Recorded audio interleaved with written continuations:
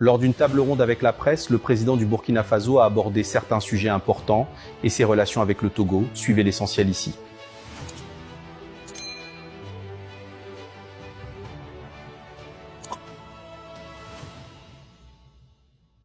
Alors, Madame Youstra, alors, votre première question adressée au chef de l'État.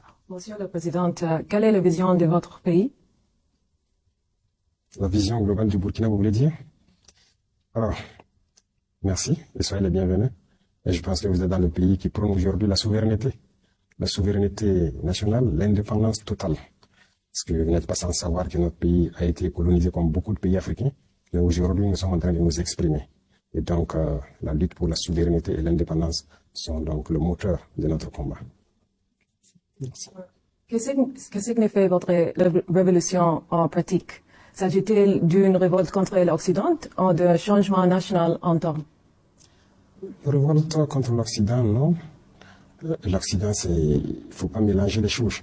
J'aime dire de faire la distinction en tant que révolutionnaire entre les peuples et les politiques. Ils sont nombreux en Europe, en Occident, qui nous soutiennent dans notre combat. Nous voyons à travers les peuples. Et nous voyons même à travers vos plateaux télé et tout, beaucoup de gens qui interviennent, qui soutiennent notre combat de liberté. Et je pense que tout le monde y a intérêt. Mais maintenant, les politiques de certains pays peuvent être opposés à notre idéologie. Et la révolution, logiquement, va combattre cette idéologie. Parce que nous voulons nous affirmer. Et il y en a qui ne veulent pas qu'on s'affirme, qui veulent nous maintenir dans l'esclavage, dans l'aliénation. Non, la révolution combat cela. Donc voilà un peu notre ligne de conduite. Voilà. Oui, alors Monsieur Bougon. Bonjour, camarade président. Bonjour. Je voudrais d'abord vous transmettre fidèlement les salutations, l'admiration et les encouragements des peuples togolais et africains, ainsi que la profonde gratitude de l'ambassadeur Sogoyou Kegewe, à qui vous avez fait un grand honneur, en même temps que le professeur Franklin Yamsi, Madame Nathalie Yamb, et Dacier du Burkina Faso, en les désignant membres du Conseil d'orientation de l'Institut des peuples noirs, UPN Farafina. Soyez en remerciés, Monsieur le Président. Merci. La première question, comment définissez-vous la contribution spécifique du Togo à la consolidation de l'Alliance des États du Sahel? Considérez-vous le Togo comme un partenaire stratégique de cette nouvelle architecture, bien qu'il ne soit pas membre de l'AES? Le Togo est un pays, en tout cas je tenais à remercier beaucoup le peuple togolais et leurs autorités. Je peux dire que le Togo est un partenaire plus que stratégique. Moi je ne parle pas de partenaire stratégique, je parle de pays, de frères. Parce que lorsque des gens cherchent à vous étouffer, à vous tuer, et qu'un frère peut vous aider, je pense que la fraternité ne dépasse pas cela. Et pendant des moments difficiles, le Togo a toujours pris sa position. Et jusqu'à aujourd'hui, le Togo a sa position, sa ligne de conduite qui soutient l'AES. Et donc c'est un pays frère, c'est plus qu'un partenaire. Voilà ce que je peux dire. Et le Togo a posé beaucoup d'actes, que ce soit sur le volet économique, à travers donc la route maritime, certes, mais même dans le volet de la défense. Le Burkina Faso, par exemple, et le Togo, nous avons une coopération très étroite dans la lutte contre le terrorisme et tout. Et ça, il faut s'en féliciter. Nous sommes au-delà de ce que les gens peuvent imaginer, je le disais souvent. Aujourd'hui, les deux armées, les réponses les unes envers les autres et les planifications ne sont plus au niveau étatique.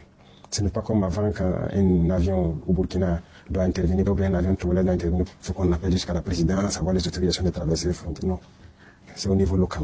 Ce n'est même pas l'état-major, c'est carrément au niveau local. Donc les forces cohabitent et tout. Donc vous voyez que c'est un partenariat exceptionnel. C'est de la fraternité, c'est tout ce qu'on demande. C'est un partenariat renforcé, peut-être sans doute avec l'extradition de l'ancien président Paul-Henri Sandaogo d'Amiba. Oui, renforcé, c'est trop dit, c'était déjà fort. Ce n'est qu'une suite logique. Le Togo ne peut pas être en fraternité avec nous et laisser sur son sol quelqu'un qui cherche à détruire ses frères. Donc c'est nous qui avons souhaité que le Togo le garde depuis longtemps, sinon ça n'a pas commencé maintenant, mais à un moment donné, avec des preuves assez accablantes, donc les autorités togolaises ont décidé de le renvoyer pour qu'il ne soit pas un obstacle à notre avancée. Donc ça aussi, c'est à saluer. Vous l'avez déjà rencontré depuis son extradition, en tête à tête? Pourquoi? Non, je n'ai pas le faire. Il est entre les mains de la justice, il entend des fantômes, je ne l'ai pas fait. Selon on dénombre moins 5 tentatives de coup d'État contre vous. Qui veut vous tuer et pourquoi? Vous avez dénombré 5, il y en a beaucoup plus. Il y en a beaucoup plus, c'est ce qui est peut-être dévoilé. Tous les jours, il y a des gens qui cherchent coûte que coûte à ce que nous ne soyons pas là. Ceux-là qui veulent nous voir disparaître, ce sont ceux-là que nous appelons les esclaves de salon. Ce sont ceux-là qui vendent l'Afrique, qui ne veulent pas que l'Afrique soit libre. ce sont très souvent des Africains qui sont aliénés et qui sont exploités. Aujourd'hui, vous êtes Italien. Et regardez le flux de migration qu'il y a vers l'Europe, et surtout l'Italie. Et je tenais d'ailleurs à saluer vos autorités pour l'humanisme qu'ils font montre très souvent.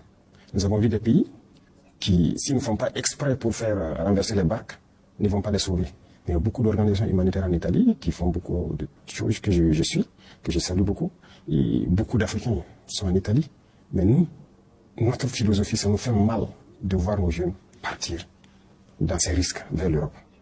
Les jeunes Africains pourraient prendre son avion, aller faire son tourisme en Europe, un peu partout. Mais pas prendre le risque de monter dans une barque, se faire tuer dans l'océan éventuellement, pour atteindre l'Europe. Soit disant, ils cherchent l'Eldorado, le travail, rien que pour survivre. Nous ne voulons pas voir ça. Nous voulons combattre cela. Nous sommes de ces dirigeants qui veulent créer les conditions pour que nos jeunes travaillent ici.